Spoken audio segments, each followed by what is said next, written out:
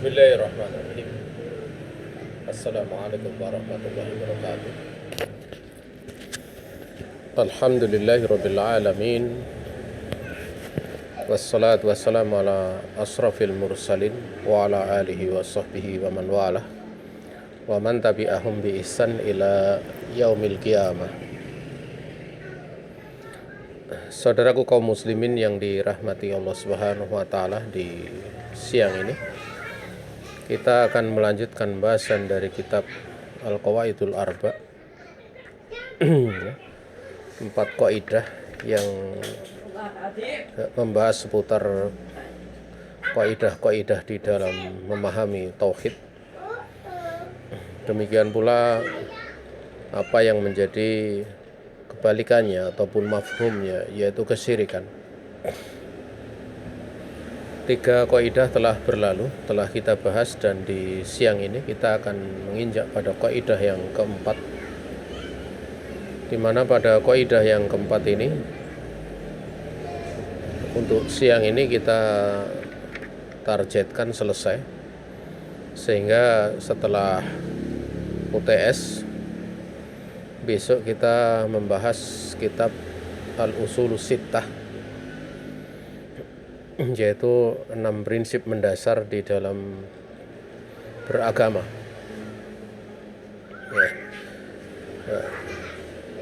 Pada kaidah yang keempat ini, beliau rahimahullah ta'ala menyebutkan anna musyriki zamanina aqladu syirkan minal awwalin li anal awwalin yusrikuna fi rakha wa yukhlisuna fi syiddah wa musyriku zamanina syirkuhum daimun fi rakha wa syiddah. Wa dalilu qauluhu subhanahu wa ta'ala fa idza raqibu fil fulki da'awullaha mukhlisina lahuddina falamma najjahum ilal barri idahum yusyrikun. Beliau rahimahullah ta'ala menyebutkan bahwa orang musyrik di masa kita, di zaman kita, maksudnya dari zaman Syekh Muhammad bin Sulaiman At-Tamimi rahimahullah ta'ala, itu lebih parah kesyirikannya dibandingkan kesyirikan orang-orang yang awal. Dikarenakan orang-orang yang awal, maksudnya awal dari sejak diutusnya Rasulullah Muhammad SAW, mereka menserikatkan Allah itu dalam kondisi senggang saja, sementara mereka mengikhlaskan untuk Allah Subhanahu wa ta'ala, mentauhidkan Allah itu di dalam kondisi terdesak. Sementara orang musyrik di zaman kita, maksudnya di zaman Syekh, kesyirikan mereka itu terus-menerus berlaku di kala kondisi senggang, demikian pula kondisi sempit ataupun keras sidah. Allah Subhanahu wa ta'ala menyebutkan dalilnya, maka apabila mereka itu berlayar di atas kapal, mereka mengarungi lautan dengan kapal, mereka itu menyeru Allah Subhanahu wa ta'ala dalam keadaan mengikhlaskan untuk Allah agama, yang dimaksud adalah doa. Maka tatkala Allah Subhanahu wa ta'ala falamma najjahum ilal barri idahum yusyrikun, tatkala Allah Subhanahu wa ta'ala menyelamatkan mereka ke daratan, tiba-tiba mereka ini kembali mensyirikkan Allah Subhanahu wa ta'ala. Apa yang disebutkan oleh Syekh di sini, yaitu Syekh Muhammad bin Sulaiman At-Tamimi, ini berlaku di zaman beliau, demikian pula zaman-zaman setelahnya sampai sekarang,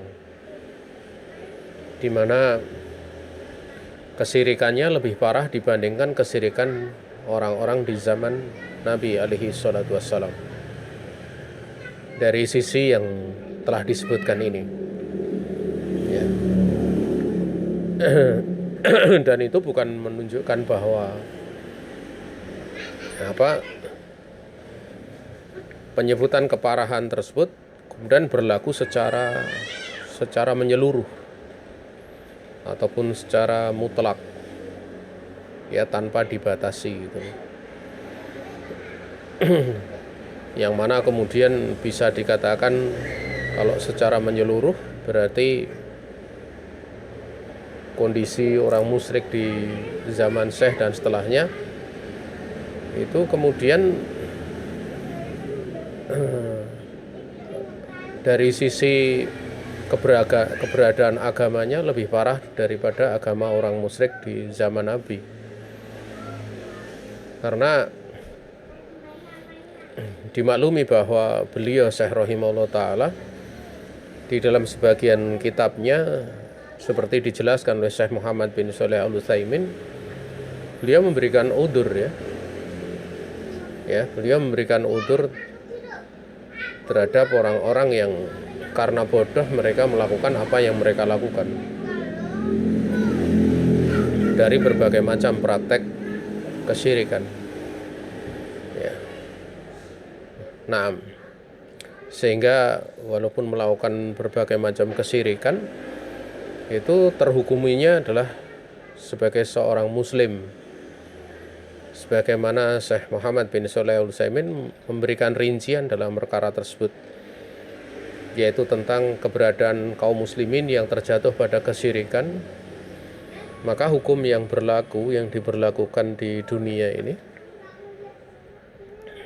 adalah mereka adalah muslim, tetapi urusannya dikembalikan hal tersebut kepada Allah Subhanahu wa ta'ala, urusan mereka.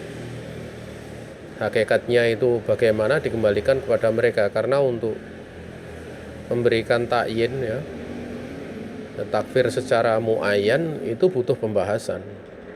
Beda dengan takfir mutlak, pengkafiran sifatnya mutlak, yang sifatnya global, yang tidak dibatasi pada pribadi tertentu. Nah, itu tidak ada masalah. Nah, dan dimaklumi bahwa membandingkan sesuatu pada sebagian sisi itu boleh seperti yang disebutkan oleh Syekh di sini. Yang bukan bermakna membandingkan seluruhnya, hanya sebagian saja, itu boleh. Sebagaimana kita tahu di dalam hal fadil dan mafdul juga seperti itu. Di dalam hal fadil dan mafdul juga seperti itu.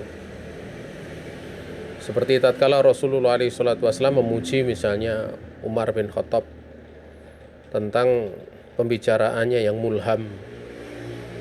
Ini kelebihan berlaku, melebihi kelebihannya Abu Bakar di dalam hal perkara tersebut.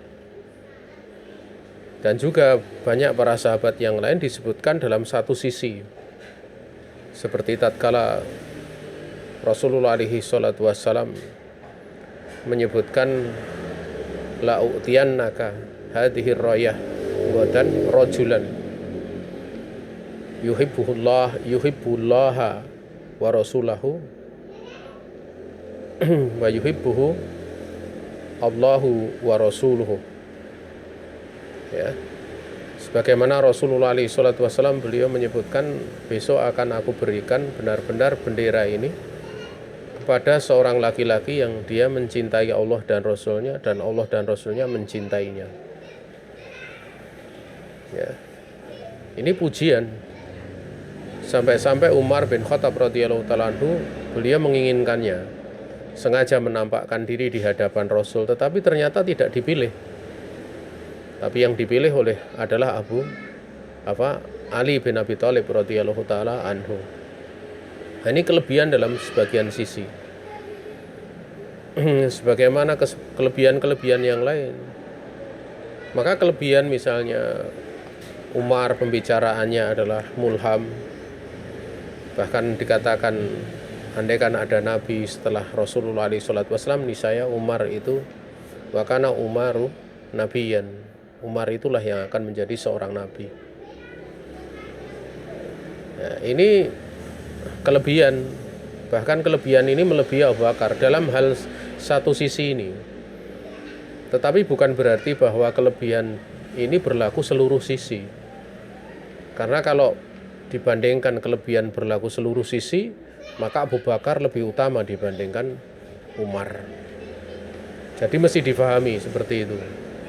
Maka di dalam Syekh menyebutkan sisi keparahan juga demikian, bahwa orang musyrik di zaman beliau sisi kesyirikannya lebih parah dibandingkan orang musyrik di zaman awal, itu di zaman Nabi alaihi salatu wassalam. Walaupun sebenarnya ada sisi yang lain yang justru berlaku sebaliknya. Maksudnya berlaku sebaliknya apa? Orang musyrik di zaman Nabi itu mereka mensyirikkan Allah di dalam kondisi senggang, dalam kondisi siddah tidak ada. Mereka justru mentauhidkan Allah di dalam doa, ya. Dan itu mereka menentang dalam keadaan mengilmui, karena sudah datang hujah kepada mereka. Nabi sudah menyampaikan kepada mereka, mereka menentang. Sementara kalau orang musyrik di zaman Syekh rahimahullah ta'ala, itu kan kebanyakan memahami syirik sehingga terjatuh kepada kesyirikan di kala senggang maupun kala sempit. Itu karena kebodohan, kesalahan di dalam memahami sesuatu. Sehingga dari sisi sini justru nampak, ya, karena ilmu sudah ada padanya, orang musyrik awal, justru orang musyrik awal lebih parah itu dalam sisi itu. Makanya apa yang disebutkan oleh Syekh di sini tidak berlaku pada seluruh sisi, tapi hanya sebagian sisi saja. Ya, sebagian sisi saja. Nah, apa yang disebutkan di sini juga banyak disinggung oleh Allah Subhanahu wa taala di dalam ayat yang lain. Seperti Allah Subhanahu wa taala berfirman, wa idza ghasyiyahum maujun kadzulali da'awallaha mukhlishina lahuddin. Dan apabila ada gelombang lautan yang menggulung mereka sebesar gunung, besarnya seperti gunung, maka mereka menyeru berdoa kepada Allah Subhanahu wa taala dalam keadaan mengikhlaskan untuk Allah agama ini. Yang dimaksud dengan agama di sini ataupun amal di sini adalah ad-du'a, yaitu mukhlishina lahu du'a. Mengikhlaskan untuk Allah Subhanahu wa taala itu doa. Jamaah yang dirahmati Allah Subhanahu wa taala, sebenarnya masih ada sisi-sisi yang lain yang menunjukkan bahwa orang musyrik di zaman beliau, demikian pula zaman setelahnya sampai sekarang itu lebih parah, ya, kesyirikannya itu lebih parah dibandingkan orang-orang musyrik di zaman Nabi alaihi salatu wassalam. Ya. Kalau dalam kaidah yang keempat ini disebutkan, ya, baru salah satu saja, ya, sebagaimana tadi telah disinggung bahwa mereka mensyirikkan Allah itu hanya dalam kondisi senggang saja. Sementara orang musyrik di zaman beliau dan zaman setelahnya mensyirikkan Allah dalam kondisi senggang maupun kondisi siddah. Dan itu nyata. Ya, dalam kondisi senggang kesyirikan kita lihat pada saat mendapatkan kenikmatan, maka kepada siapa mereka bersyukur? Mereka bersyukur kepada selain Allah Subhanahu wa taala. Dalam kondisi siddah itu pun mereka berlindungnya itu kepada selain Allah Subhanahu wa taala. Dengan memberikan ritual-ritual ibadah, mereka isti'adzah kepada selain Allah Subhanahu wa taala dalam kondisi siddah. Mereka mohon pertolongan kepada Allah Subhanahu wa taala. Ya. Itu perbuatan mensyirikkan Allah Subhanahu wa taala. Kemudian yang kedua, ya, diterangkan oleh para ulama bahwa du'auhum lisai'in laisa asiyatan ilallahi tabaraka wa ta'ala. bahwa orang musyrik di zaman dahulu itu di dalam mereka berdoa kepada sesuatu itu bukan sesuatu yang bermaksiat kepada Allah. Karena batu-batuan, pohon-pohon itu enggak bermaksiat kepada Allah Subhanahu wa taala. Juga mereka berdoa kepada orang soleh seperti Lata yang mereka yakini sebagai orang soleh. Mereka berdoa kepada Uzza, Manat, mereka meyakini sebagai anak-anak perempuan Allah. Mereka meyakini sebagai para malaikat. Nah, jadi mereka di dalam beribadah, dalam berdoa itu bukan kepada makhluk yang bermaksiat kepada Allah. Tetapi orang-orang musyrik di zaman kita, di zaman Syekh sampai zaman kita itu justru beribadah kepada makhluk yang dikatakan afjarinas, afsakinas, termasuk dari manusia yang paling fajir, manusia yang paling fasik. Mereka ibadahi selain Allah, diyakini sebagai wali tapi tidak pernah sholat. Lam yahdur sholat al jamaah walam yahdur sholat al jum'ati. Tidak hadir sholat jamaah, tidak hadir sholat Jumat. Cuma mengunci diri di dalam kamar berhari-hari. Sementara pengikutnya meyakini dia sholatnya di Masjidil Haram, sholat Jumatnya di Masjidil Haram. Sehingga sering kita dapati kondisi-kondisi yang diyakini sebagai wali, punya kelebihan-kelebihan yang dimaklumi oleh mereka, diyakini oleh mereka, itu melakukan tindakan-tindakan yang merupakan bentuk kemaksiatan kepada Allah. Ya. Waliyadzubillah. Ini yang kedua. Kemudian yang ketiga diterangkan bahwa mereka bersumpah.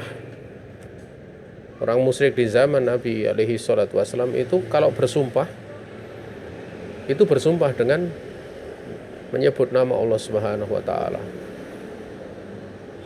Ya. Sementara orang-orang musyrik di zaman Syekh dan setelahnya itu kalau bersumpah, ya mereka akan bersumpah dengan selain Allah Subhanahu wa taala.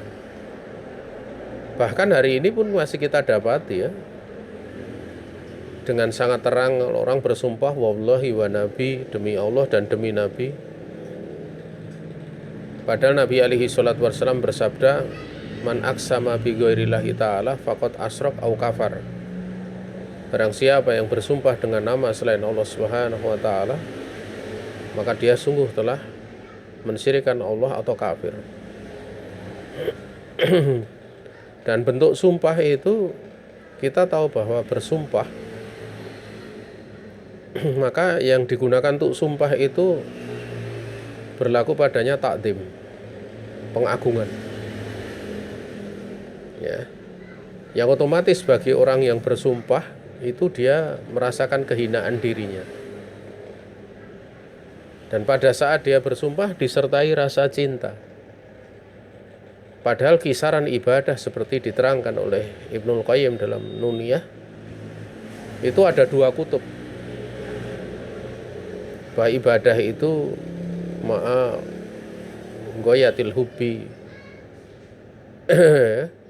disertai dengan puncak kecintaan, ma'a goyatidul, disertai dengan puncak dari ataupun tujuan menghinakan. Wahuma kutbani, dan keduanya itu dua kutub di dalam ibadah. Maka di atas dua kutub itulah ibadah itu berputar, berlaku. Sehingga kalau ada orang yang dia cinta tetapi tidak menghinakan diri, tidak mengagungkan orang yang dicintai, berarti dia tidak beribadah. Kalau orang misalnya menghinakan diri tapi dia nggak cinta, ya, menghinakan diri kepada seorang tapi dia nggak cinta, seperti budak kepada tuannya, itu tidak dikatakan sebagai ibadah.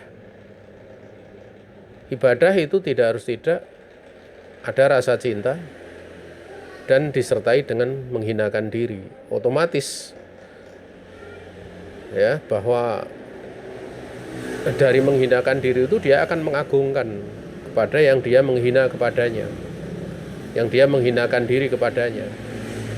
Itulah ibadah. Ya.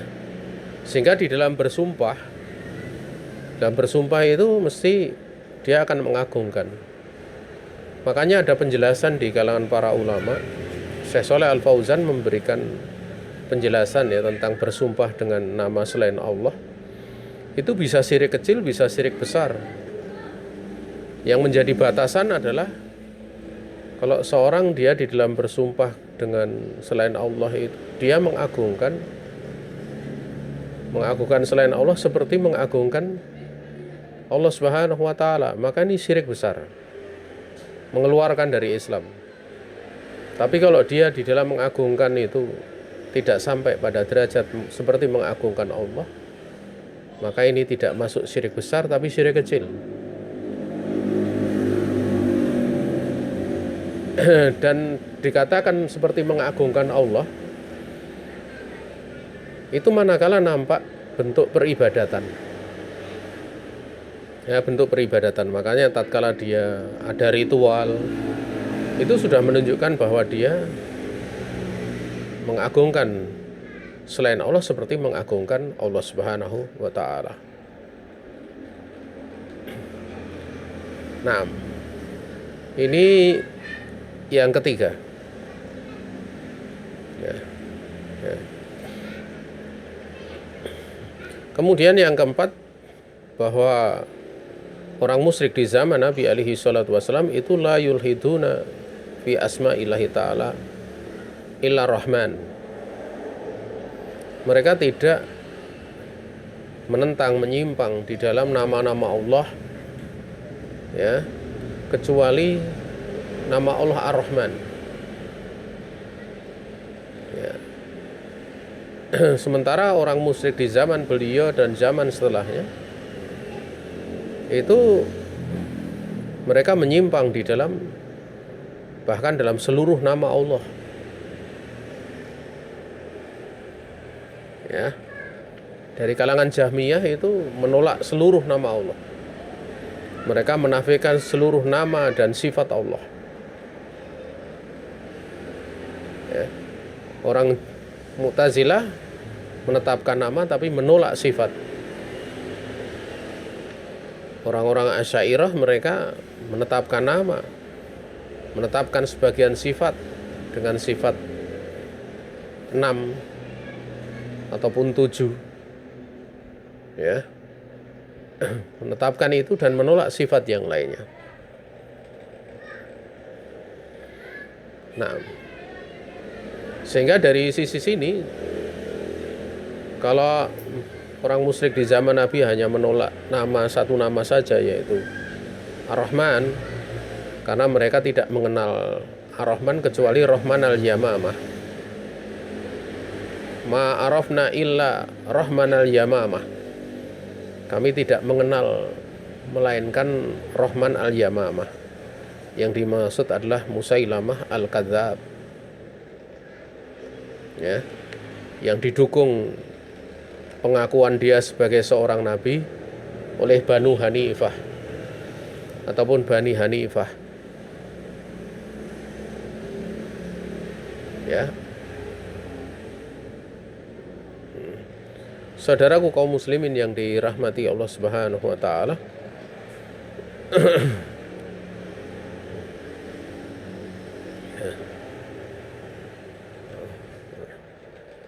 Kemudian di situ yang keempat ya, la yuhliduna fi asma'illahi ta'ala ila rahman.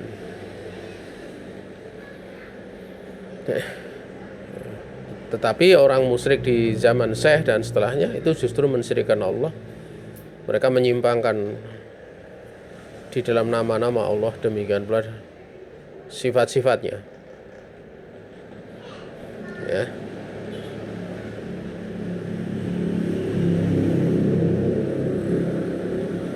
Kemudian di antara bahwa kejelekan orang musyrik di zaman kita itu lebih parah, itu di zaman saya itu lebih parah adalah orang musyrik di zaman Nabi itu mereka tahu tentang penafsiran kalimat la ilaha illallah. Mereka paham makna daripada kalimat la ilaha illallah. Ya. Mereka tahu bahwa ucapan la ilaha illallah itu la ilaha atau la ma'buda bihakin au hakun ilallahu subhanahu wa ta'ala. Tidak ada yang diibadai dengan benar melainkan hanya Allah. Tapi orang-orang musyrik di zaman Syekh dan setelahnya hanya maknai kalimat la ilaha illallah itu la yatazawwaz min tauhidir rububiyah, tidak melampaui,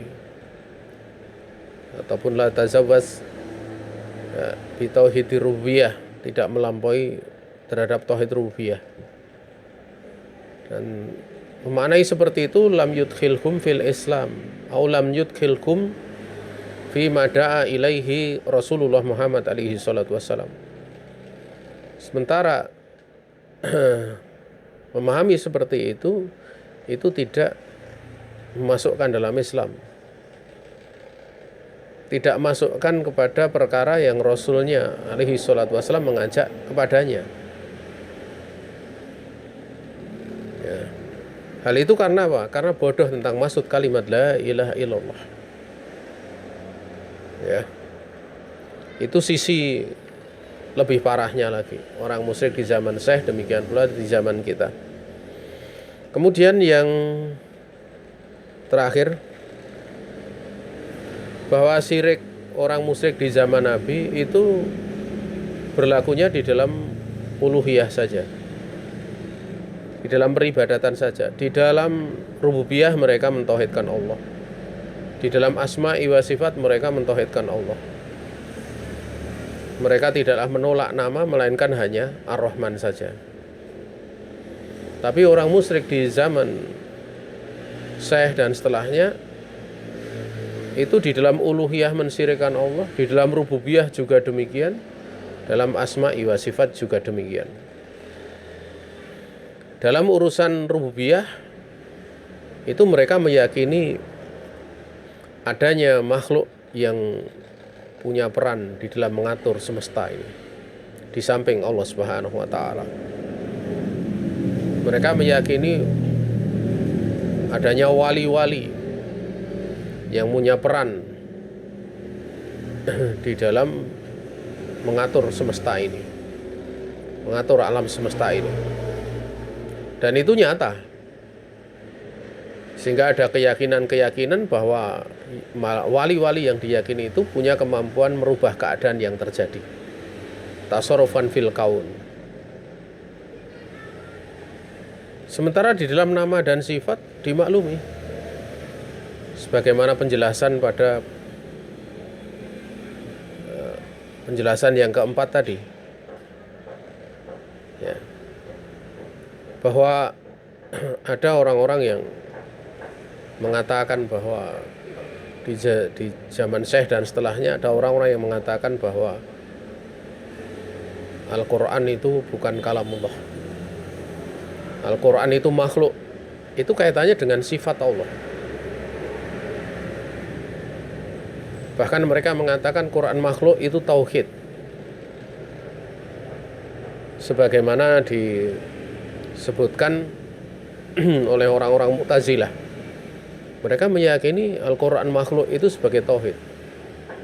Karena kalau Al-Quran itu dia bukan makhluk, berarti ada qadimani, ada dua qadim yang dahulu, yaitu Allah Subhanahu wa taala, demikian pula Al-Quran. Kalau ada dua qadim, berarti Berarti apa? Syirik, mensyirikkan Allah Subhanahu wa taala. Ini orang tidak paham masalah ini. Bahwa Al-Qur'an itu adalah sifat Allah. Sifatul kalam. Dan berbilangnya sifat itu tidak berkonsekuensi berbilangnya yang disifati. Ya. Berbilangnya sifat itu tidak berkonsekuensi berbilangnya yang disifati. Makanya orang-orang Mu'tazilah mereka menolak Allah punya sifat berilmu, punya sifat mendengar, walaupun mereka menetapkan Allah punya nama Al-Alim, Allah punya nama As-Sami. Ya. Sehingga mereka mengatakan Al-Alim bila sam'in, Al-Alim bila ilmin, As-Sami bila sam'in. Mereka mengatakan bahwa Allah itu Al-Alim, tapi tanpa sifat ilmu. Allah As-Sami, tapi tanpa sifat mendengar. Itu ucapan-ucapan mereka. Hal seperti itu termasuk dari bentuk kekufuran. Ya. Hal tersebut karena apa? Ya. Karena mereka banyak memahami dalam nama dan sifat dengan ilmu kalam, ilmu filsafat, sehingga memunculkan kesimpulan-kesimpulan yang aneh di dalam nama, demikian pula sifat-sifat Allah Subhanahu wa taala. Kita tahu jamaah yang dirahmati Allah Subhanahu wa taala bahwa firman Allah Subhanahu wa taala dan sabda nabinya itu adalah hak, benar.